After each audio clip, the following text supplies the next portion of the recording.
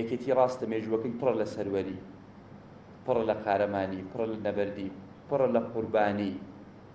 حەد لێرە لەم قاعەیە ئەتوانی چەندین داستان پڕکەیتەوە بە چیرۆک کە لە فلیمیش باوەڕ پێ ناکرێت. بەڵام سەردەمی ئەمڕۆ، گەنجی ئەمڕۆ، حیزبی و غەیرە حیزبی چاوەڕێی شتێکی ترن، چاوەڕێی ژیانێکی ترن، چاوەڕێی دەستکەوتی زیاترن. ئاستی چاوەڕوانیان فەرقی هەیە لەگەڵ ئەو گەنجەی کە 92 خەباتی سیاسیەکە.